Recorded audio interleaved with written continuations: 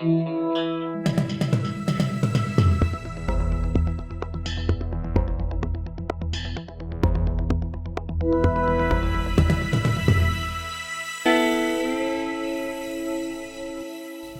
back to Betoota Talks, the weekly Betoota interview. You can get it wherever you get your podcasts. You know this by now. We're also on YouTube. You can watch it. That's why we wear outfits now. Now, today's guest is an author, novelist is a term, former footballer. Don't hear that too often, former footballer turned novelist. But it seems his powers have combined in this book. Brandon Jack has written a book called PISSANTS. We're going to discuss the book and, you know, the stories that inspired the book.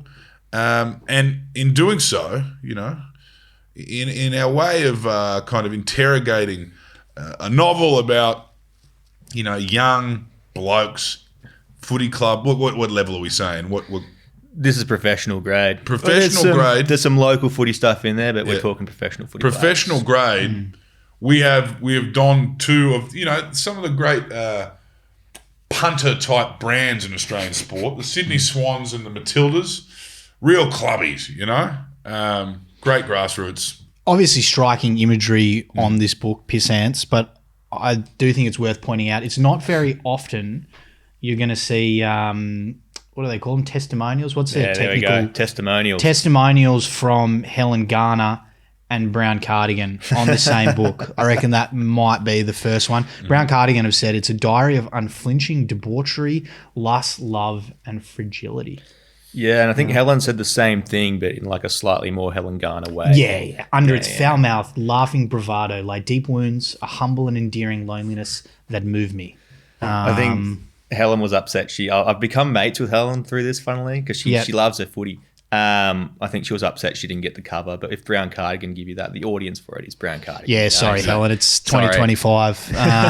You know, got to pay. What the Brown hell? Cardigan What's their this respect. testimonial? Look on the inside. What the hell? I'm assuming we've got a Clancy overall here. Is that what did Clancy overall say? Read it. Where? Which one? I'm on second from the bottom. Second from the bottom, man. I'm second last. Just above Jacob Gaynor, the GWS. Yeah, just above a GWS. Yeah. This is from Clancy Overall, editor of the Betoota Advocate, OAM, for those outside of town who aren't aware. Clancy Overall says, a love letter to the Australian Footy Club, a tribute to all of the natural leaders, mindless followers, characters, and morons that make the world so fucking fun it hurts. Mm-hmm. You can smell the deep heat and spilt lager wafting off the page. Does that take you back? Was that ChatGPT? No. Actually, probably before ChatGPT became an option. Yeah. Clancy GPT. It does take me back. I still play. Like I've given up footy. I play soccer now because it's much easier on the body. But yeah, it certainly it resonates. Oddly, the mindless followers, particularly the deep heat, obviously. And that was the lager. second mention of deep heat we got in the testimonials. Brendan Cowell said something about, you can tell that I, as a writer, have rubbed deep heat on a man's legs before. And I was like, interesting take, Brendan. Yeah. So, yeah. There was a few. Have you've rubbed deep heat on a man's Not legs? on another man's legs, but I mean, it happened to me a lot. It's a footy club, you know. Well, I feel like physios and you were a higher level than that, Brandon. You didn't rub deep heat on people's legs. You had it rubbed on your legs. No, yeah, Buddy was never sitting around being like, come on, mate. I'm worried about this fucking ankle. Let me tell us about your life and times prior to deciding to write, because it's a gear change, Brandon. You'll admit that? Yeah, for sure. Writing, I mean, I played footy my whole life. So I have a first book out called 28, which covers that a lot, about my life as a football player. Grew up in a rugby league household. My father, Gary, was the Australian fullback and was a very, very good player throughout the 80s. And then, you know, me and my two older brothers grew up just wanting to play rugby league. I would run around the backyard in Australian Guernsey. Why did that happen? Was your family captured by 1990s Auskick? In Sydney, no. It was, you know, I think I grew up like most league kids in Sydney, in the hills of Sydney, hating AFL, hating Aussie rules. I thought we would make fun of kids who played Aussie rules at school. AFL. Yeah, Yeah. I That might have been had thrown said around a few times. something like that many times. Aerial ping pong, Victorian leg tennis, I think as you guys sometimes call it here. So we played rugby league, and we all wanted to be the fullback for Australia. I think we wanted to have 3 Australian rugby league fullbacks, which can't really happen, doesn't work. Well, look, the Blues will Queensland had do 3 that. of them. Yeah, you just got to squeeze them into different positions, playing in centre. But my older brother Kieran jumped ship. He was one of the first kind of big names in Sydney sport to jump from rugby league to Aussie rules. And At what level is this? Yeah, this what age? is like Kieran was 13 or 14, and he was told he was too small for rugby league, and he was too small for rugby league. Like, sorry, Kieran, you're like 5 foot nothing. Yeah. And he played in the Paul Kelly Cup. Yeah. And then made the state team because there weren't many kids playing at that point in time because he could kick and run.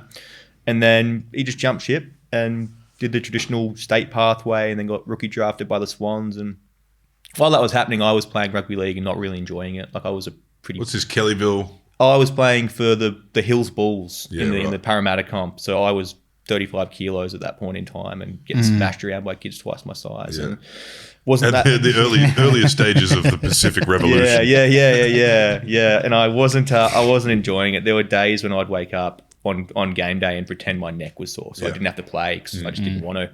And then Kieran started doing well at Aussie rules, and Sydney started falling in love with the Swans a bit more, and I started playing Aussie rules at 15. And then I was pretty shit for a couple of years. I was pretty poor, and then got the chance to be in the Swans Academy and a few things like that. And at 18, got rookie drafted by the Swans, and my 20s were spent. My late teens and early 20s were spent at the Swans, where I then stopped playing at 23. But there's a lot that happened in that 18 to 23 period of my life. Yeah. I mean, a lot that probably led you to write or think about things you could do outside of footy. I'm curious about the dynamic as someone who's actually Sydney born and raised, because obviously the Swans, it's what the Victorians talk about a lot, is the young kids from Victoria and South Australia and WA getting shipped up to the Swans and getting filled with these young talents. What was it like being an actual Sydney born and raised fella playing with those guys? Was there shade thrown at you, or was it camaraderie? How did it all look? Not really shade, but you know that they're more talented than you. At that point in time, I was 2012, 2013 is when I got drafted. Yeah. And when we'd play like state cup games before that, like I was getting towed up by kids in Victoria because they'd been playing since they were kids. Yeah. Most of us were just kids who'd played a bit of rugby league, and the training quality isn't great when you don't have that skill all around. And then even when I got drafted, I remember, I think I was drafted alongside a lot of kids from Vic and WA, and they kind of had this air about them where they'd been destined for this and that they were probably going to play that year. And I was just some kid from, my brother was Kieran, he was a captain of the club. I shouldn't say that. I was just a kid from Sydney who'd picked up Aussie rules 4 years earlier and came in they'll just give me a chance. And no expectations on me that first year, but I ended up playing a few games. I want to ask, and look, I've had a few beers with this man before and probably interrogated him about, sport, but I've never asked. Did your last name carry any cultural capital in the AFL system? Oh, I think it or did. social capital? I think it did a little bit. There's no doubt if I wasn't Kieran's brother, not dad's son, that didn't do shit. Yeah, that's what I'm wondering. I'm not asking about Kieran's brother. I'm asking about Gary Jack's son. Gary Jack's son, because obviously, as you said, played for Australia in the rugby league. Played in Sydney, household name in Sydney.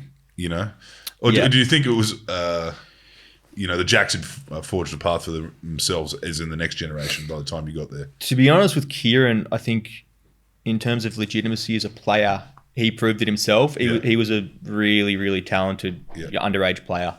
I think he was like the captain of the under-18 New South Wales team and probably was not as highly touted as he should have been. So I think he forged his own path.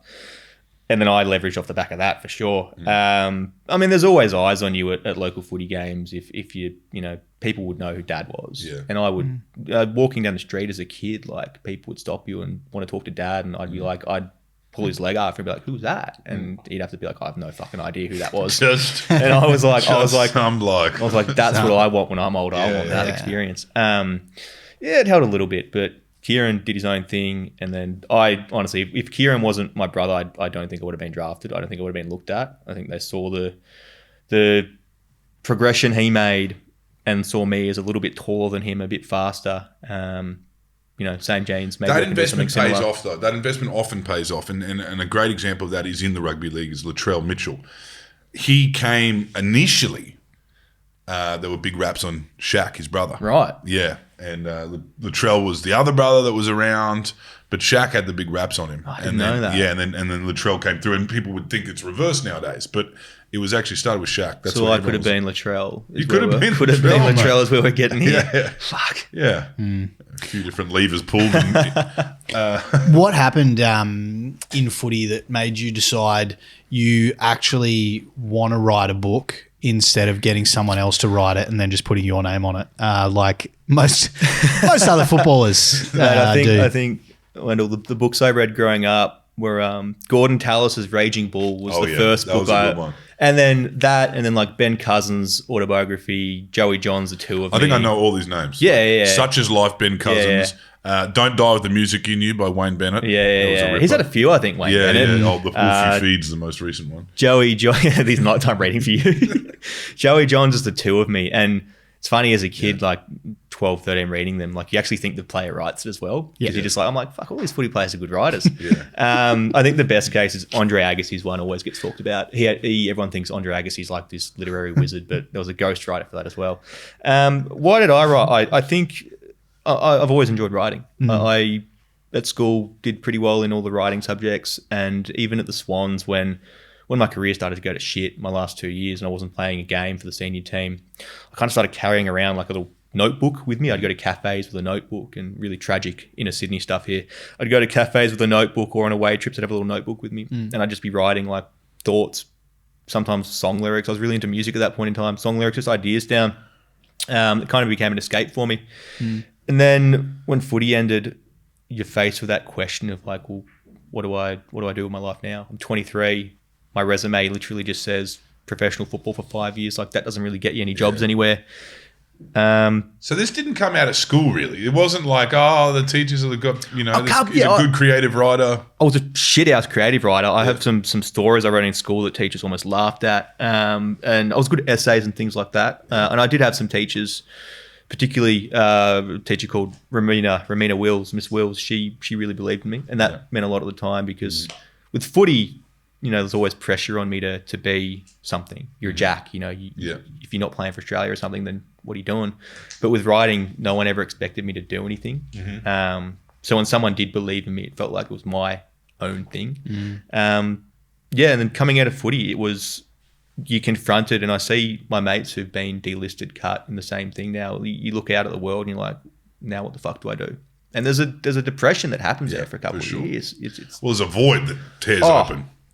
And I looked out of that void and didn't know what to do. I think I sat around for 6 months not doing anything.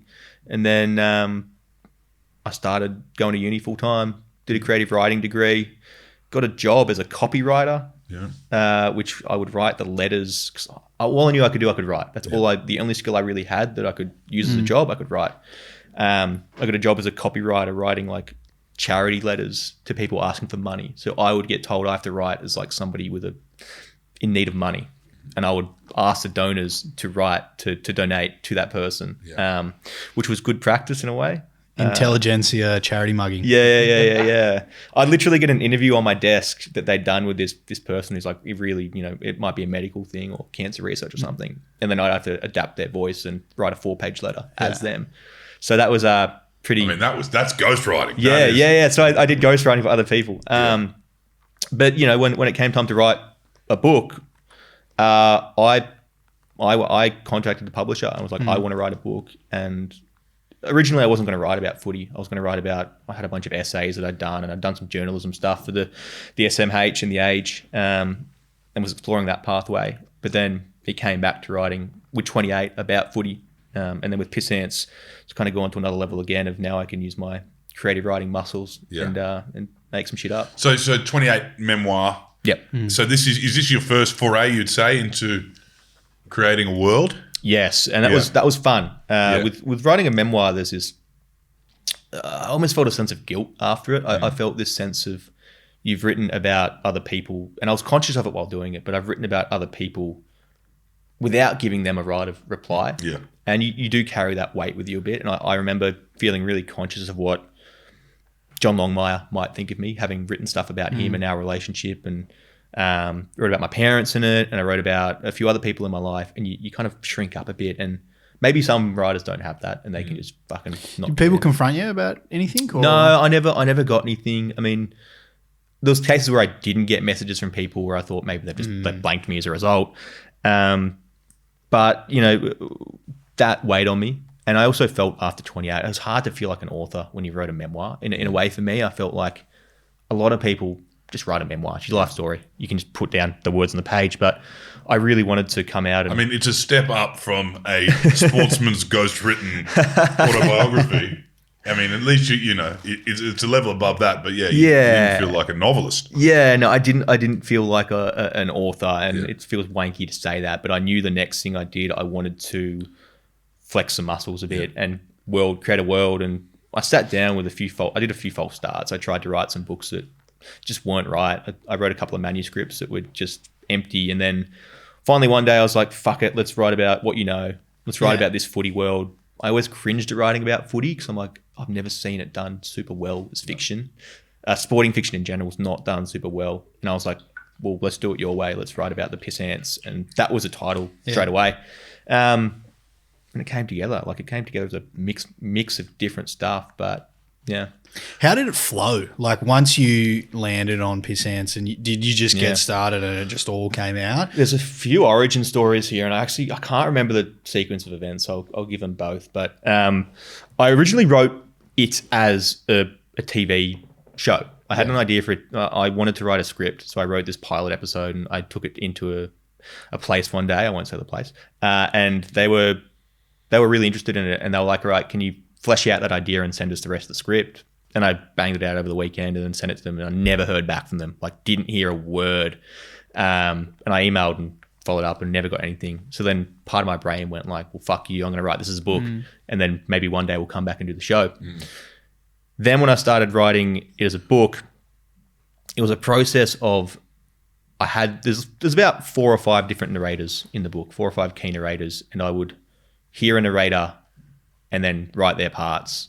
And then it was waiting for the next narrator to come and balance it, because a large part of the book is this group called the PISSANTS, and they're the 22-year-old footy players who are on the edge of this fictitious club that I've made, fictitious professional footy club, and they just get up to all sorts of shit off the field because they're not getting picked in games, they're feeling useless at the club, and they get bond. Friday nights to themselves. Yeah, and they bond with each other through these like manic rituals that they do. They take these really heavy painkillers before a club function, and they end up just going loopy at the function, and they're talking to really big sponsors while tripping off, and they have to get sent home in Ubers. Stories that, being in the AFL world, you hear things, you see things. I've kind of mixed them all together there. But you can't just have a full book of that. Yeah. Because if it's only that group of players, it gets kind of boring. It's like, what else goes on here? So then other voices would come in from writing I've done and balance it out. So there's a former player who's traveling called Elliot. He's traveling around Europe, having a bit of a sad boy Europe trip, which I've done in my life. Maybe it was loosely inspired by that. But I had 20,000 words of Elliot, and I was like, wait, that kind of fits in alongside the PISSANTS and gives it this nice balance. Yeah. So it became the flow was getting a balance of these different voices, emotions in a single book that will make people stay around and keep turning the page. Yeah. The interesting thing about footballers, particularly at this level, and then the ones who kind of become household names, and then then you get delisted, right? Yep. And we're talking about that void that opens up. You talk to people that have really traumatic jobs, paramedics, ICU nurses, war correspondents, people who are in those kind of like theatres of war. And they think, quite often a sane way to get through that line of work is thinking that you're dealing with, real shit. You're dealing with society. You're dealing with, the thing that other people hide from. But it actually isn't an accurate insight into what the world looks like because you're just dealing with the worst of it. And it takes those people, a lot of time to kind of get out of those roles when they're out of them and kind of, can you live without that pressure? And it's I would liken that in a way to professional sport where you've got that pressure around you at all times to perform, but it's also like glorious as opposed to traumatic, in many aspects. Did you find a world afterwards when you were out of that where you're like, actually, you know what? It's great to tip 3 schooners at a pub, and have a salad. You've seen me doing that. Yeah, I've seen you more. Do I go? Is the question? Do I go to the pub and have 3 schooners? Like, fuck yeah. I think with the footy compared to like all those other really serious industries, they're not fucking the same. They're worlds apart. What a footy player endures and what a person who's I have friends who are paramedics and jobs like that. They are light years apart. But as a footy player, you convince yourself that they're similar. As a footy player, you almost convince yourself like what I'm doing is the most important thing in the universe. And I know a lot of footy players still, and it is I think it's a pretty selfish profession at times. I think the world revolves around you. And you exist in this bubble. And if there's one thing that the Pissants kind of shows in terms of building a world, like it is this bubble where everyone around you is to make you the better footy player. The stuff the club buys, like we had sleep pods when I was at the Swans, which are just the most ridiculous thing ever. It was That's the Google campus era. Yeah. I think the sleep pod cost like $35K or something. And it's just like a big bit of PVC pipe with the thinnest little mattress on the inside, and no one used it. I mean, I took that in Pissants, no one uses it because you're worried that your teammates will tape you inside with some tape. Or you're still dealing with young men. Exactly. But it is a bubble, and finding a world outside of that took me a while. So I was delisted at 23. I'm 31 now, and I'd say I still feel a bit I still feel a bit of failure or something from my football career. I still have some negative feelings there. But it took me a while to find that world that maybe an average 20-something, 30-something might have, of going to the pub on a Wednesday night and having a couple of beers and catching up with people that way. Yeah. And I love doing stuff like I'm a fucking regular patron at the Shakespeare Hotel in Surrey Hills. Like any good writer. Yeah. And I've oddly just become friends with a few other locals who go there, and those are quite beautiful relationships where we don't often talk, but we just acknowledge each other. No, that's another thing I was going to ask. Once you enter this kind of writers' festival circuit, is it refreshing for people to not know anything about what you used to do? Yeah, shit, yeah. I love when somebody will recognise me or my name from a book as opposed to I mean, I was at another pub the other day and somebody just looked at me and said Pissants, and I was like, I don't know how I feel about that. But yeah, okay, sick. I was sitting on my own, slunched over. It's what I'm trying to do. I'm trying to build a career as an author, as a writer, and I want, I think I'll always have that thing attached to me of like former footy player. But, who else? I don't think so. I think there are the guys, when you look back in history, I mean, these aren't very good examples, and I'm so sorry, but... Fitz? You're going to say Peter Fitz? No, I wasn't going to say Peter Fitz. I mean, but you're right. Yeah. A lot of people wouldn't associate him with that famous... His 7-game career. Alan Jones, for one, right? Horrible example. The other one is really bad too, Rolf Harris. Rolf Harris swam for Australia. What are these fucking examples you've just given me? Rolf Harris swam for Australia. I'm talking about slashes. These guys are obviously horrible. I don't want my name to ever be used in a sentence with those two people. Fucking serious? We can edit that out. But I'm just saying that there are people, particularly people with military service, they think they're defined by military service. Sorry. Leave it in. It's good. Rolf Harris came to me as I was saying Alan Jones, and I was like, horrible. Yeah. Fitzsimons is a good one. But you people do, like, some people did multiple sports for Australia and then went and had careers in business and that kind of stuff. I guess you're from an era, though, where professional sport is professional sport. It's not representative sport. It's not that... that thing where you could be an Olympian and then go on to be an incredible legislator or lawmaker. Yeah, and the digital footprint thing. Like if you search my name, then you'll probably find every little detail about my footy career. Yeah. And in a way, I'm not helping myself by writing books about footy at the moment, which I'm fully aware of. I think, the first book I did was to prove I can write a book. The second one was to show I can write fiction. And the third one will hopefully be to show I can write about something other than fucking sport. Yeah. For me, it felt like I didn't want to write that book when I was like 40 or 50 or something. I wanted to get it out of the way when I was still feeling something close to those characters. I didn't want to have a different lens looking back on them and sympathizing in a different way, or in, condemning what they did in a certain way. Or missing it. Yeah. You couldn't write a book like that in 10 or 15 years time. Like, even, there's law at every single footy club has law and rituals and the fucking shenanigans that guys get up to. But I think even from like the 20s to the 30s, the changes in what guys get up to, like, you wouldn't have your finger on the pulse exactly. And it feels like I kind of got it just at the end there, because I know the culture's changed again. The way clubs in the AFL, the way they use social media now is pretty different to when I was there. We used to be like, if the social media guy had come up to you, you'd be like, mate, fuck off, don't. But now they love it. Yeah. Doing challenges and games. And that's actually what I wanted to ask you about as well. There's kind of like, you're talking about, like, players sometimes feel the need, you want to have that Andrew Johns-esque career or whatever, where you're just the greatest footy player and you're all set up. But it feels like there's a new wave of guys who have kind of made it okay to just have played a few games of footy and that not be your personality. You love the sport and you're around it. They've like almost kind of glorified being a battler, right? Like, you look at Dill Buckley, Dan Gorringe, and Denon Kemp, who are probably three of the biggest names in sports media at the moment. They're all, some of them do have contracts with bigger organizations, but they're pretty independent in what they do. And they have a legion of fans who love them and feel on a certain level with them. Of like, they played a bit of footy, they loved it, but they've had to forge a career outside of that. I'm curious to know what you make of those guys and what they've done. I mean, Gorringe is the one in the AFL world at the moment who, like, he just pops up all the time on my newsfeed, and I think he's got like almost 500,000 followers. Yeah. And those, I can't really explain it, but there's an engagement from fans because, I mean, he doesn't really leverage his own career that much outside of a few jokes here and there, but they're just saying what most footy fans think. Yeah. And maybe because they have the platform to do it, there's a legitimacy to it that helps it get seen more.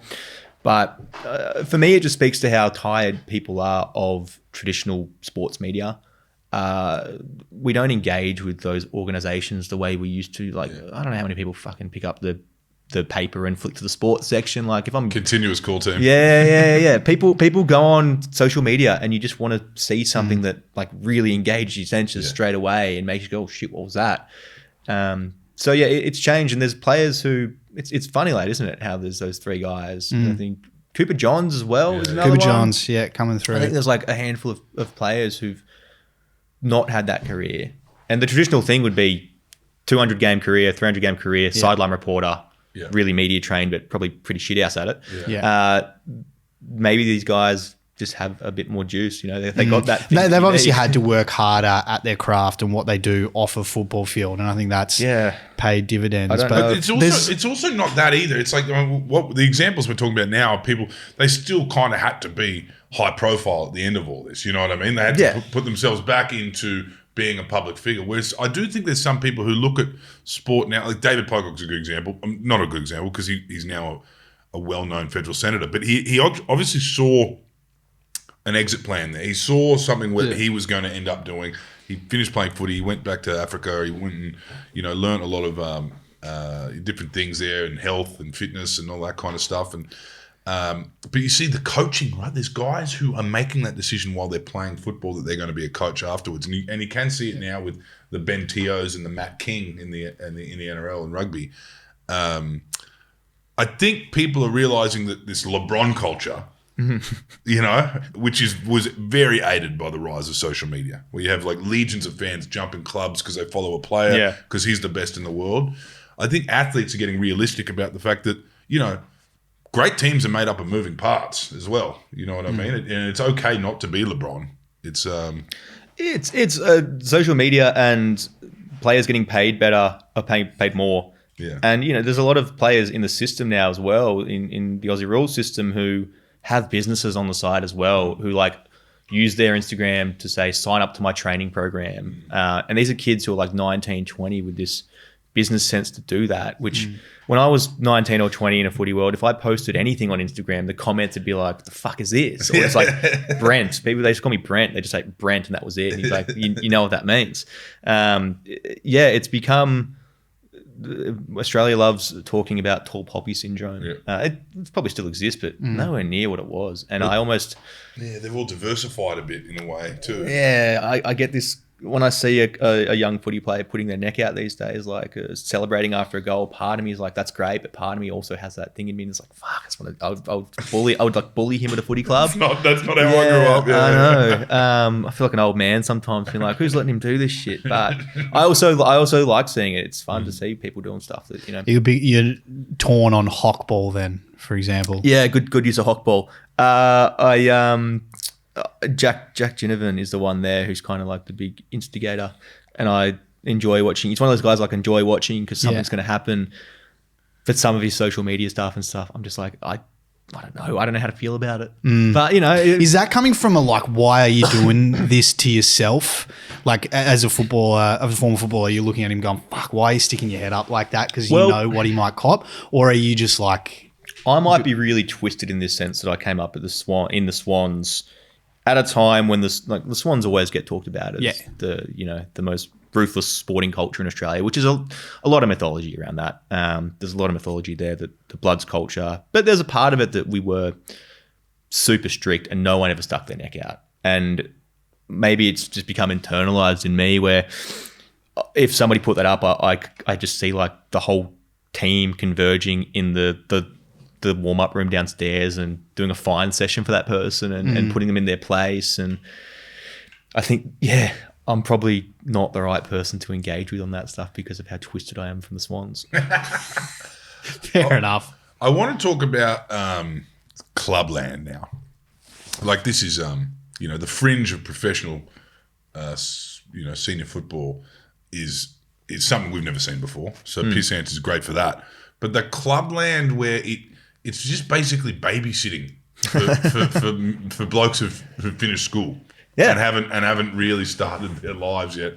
And then there's many, I think, benefits from that world too, where young guys can get a clip on the ear from older blokes who, when they are getting a bit silly or they can be encouraged or they can make these friends. And quite often in country towns, it's how you make a career. You'll get picked up.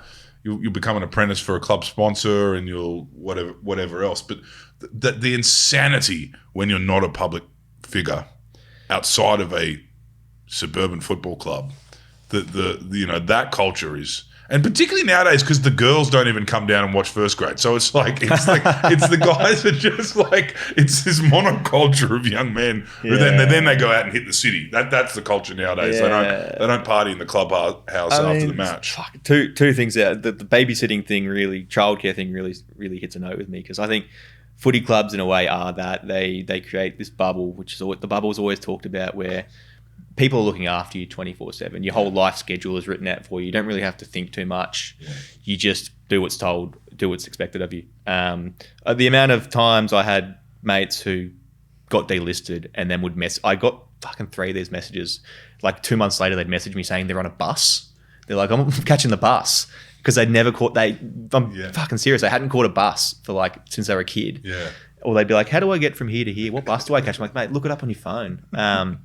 There's a lot of pride in catching the bus. Yeah. The local footy thing, there's a few chapters. There's one chapter in the book in particular that focuses on it's called Law and Order at the Ramsgate Footy Club.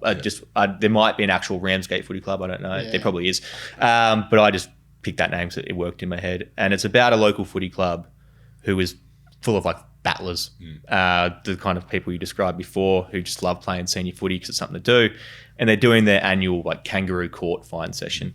And that's when I was showing my publisher, when we were doing the edits, that was the one chapter my publisher was like, I think this is too gross. Yeah. She said to me, I'm happy with everything else we've got. There's there's some pretty gross shit in here, but that one's a bit too much. And I was like, that has to be in there because I need this local footy club in there to show it's that. It's weird because it's far more common than anything else. You know what I mean? Like it's happening. It's not just on every oval in every fucking city. It's not. I didn't want it just to be like this is what happens at professional footy clubs. I'm like, it comes late in the book, and it's the ending of it is pretty gross. And my publisher was like, if you fight for it, then we can keep it. And I fought for it. Yeah. And Jane Palframer is my publisher, was great about that.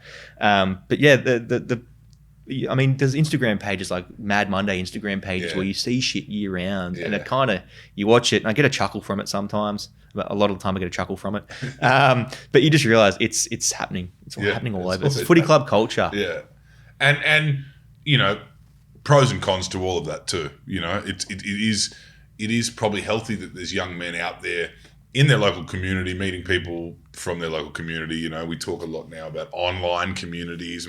And all that stuff really doesn't provide the connections that people make as, you know, local footballers. I think, I mean, I to be honest, when writing Pissants, I didn't sit down to explore themes and messages. I feel really, really phony and fake, so I don't want to do that. I sat down with some characters who are funny in my head.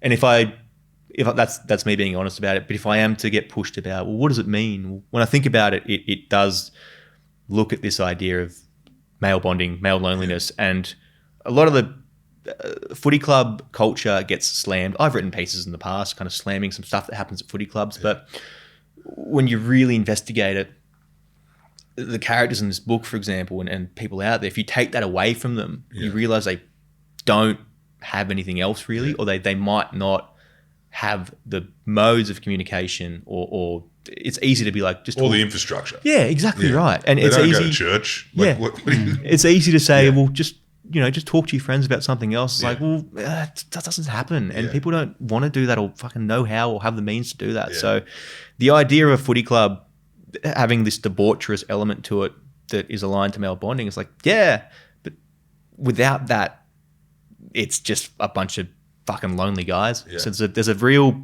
knife's edge that it balances on. And there's a passion there. You know what I mean? There is actually something. I mean, you're never going to, those boys aren't being debaucherous in the final 10 minutes, I can tell you, when they're, you know, when there's a grand final on the line as well. And, you know, plenty of educators will tell you that is so important for, you know, male development. Yeah. I mean, people will always ask with the books I write, if you have a kid, would you want them to play sport? And I'm like, fuck yeah. I would never push them to play sport, but I think sport for me taught me so much growing up and so many things that are instilled in my writing and the discipline and the kind of desire to achieve things and knowing that you might not succeed one time, but you get another chance. You might get another chance to do it. So I think sport has those lessons that nothing else kind of gives.